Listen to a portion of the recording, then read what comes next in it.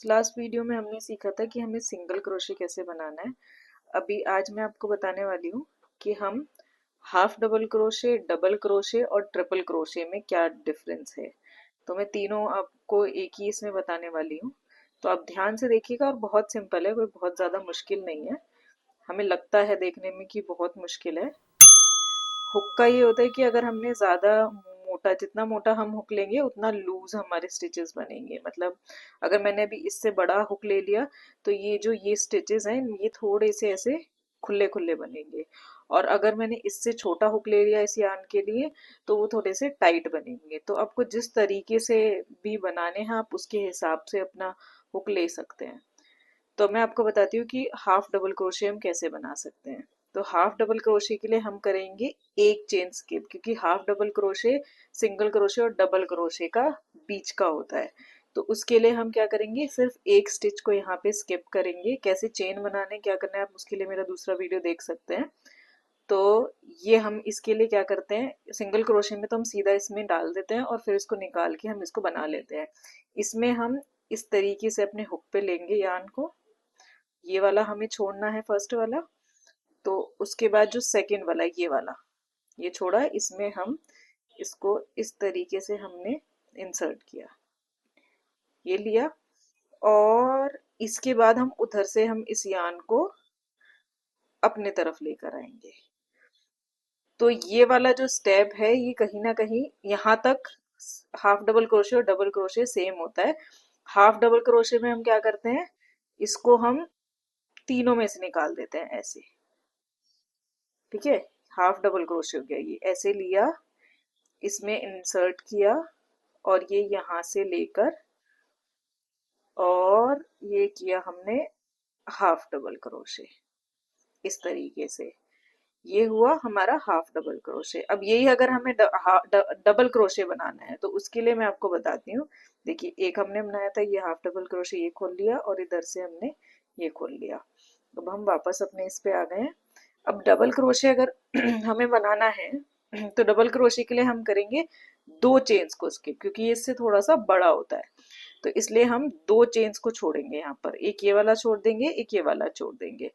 तो ये हमने छोड़ा और ये अगेन जैसे अभी हमने हाफ डबल क्रोशे में किया, ये इस पे लेकर और इसमें इसको इंसर्ट किया, इधर से लेकर आए इसको। सेम चीज है ये यहाँ तक, लेकिन यहाँ पर आकर एक चेंज हो जाता है हाफ डबल क्रोशे और डबल क्रोशे में, कि हम ये यहाँ पे हमने तीनों में से इसको बाहर निकाल दिया था हाफ डबल क्रोशे में।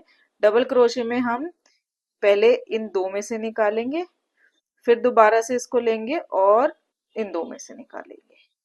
यही मेन डिफरेंस है और कोई डिफरेंस नहीं है। तो यहाँ तक देखिए, ये हमने इसको इसमें इंसर्ट किया, यहाँ से निकाला। अब यहाँ तक सेम था हमारा हाफ डबल क्रोशे और डबल क्रोशे। अब लेकिन जो डबल क्रोशे है इसमें हम मतलब डबल स्टेप फॉलो कर रहे हैं। एक ये किया और दोबारा किया, इसलिए इसका नाम है डबल क्रोशे। ठीक है, ये इस तरीके से हमने लिया इसको, यान को यहाँ से इंसर्ट किया, इधर से निकाला, दो में से निकाला और फिर से दो में से निकाला। बस इतना सही डिफरेंस है, ज्यादा इसमें उसकी बात नहीं है कुछ भी, आप कर सकते हैं। ये खोल दिया हमने। अब मैं आपको बताती हूँ ट्रिपल क्रोशे क्या होता है। वो भी बहुत सिंपल है, उसमें भी ज्यादा कुछ है नहीं। चेन्स कैसे बनानी है, कैसे काउंट करनी है, स्लिप नॉट कैसे बनानी है, इसके लिए आप मेरा और ट्यूटोरियल्स देख सकते हैं, मैंने लिंक डाल दिया डिस्क्रिप्शन में उनका।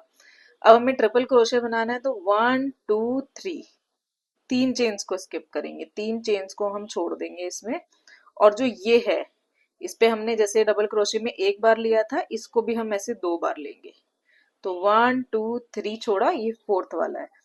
तो ये हम इसको इसमें इंसर्ट करेंगे, उधर से ऐसे लेंगे और ये दो में से निकाला, फिर से लिया, दो में से निकाला और फिर से लिया, दो में से निकाला। तो ये तीन बार ये चीज होना चाहिए।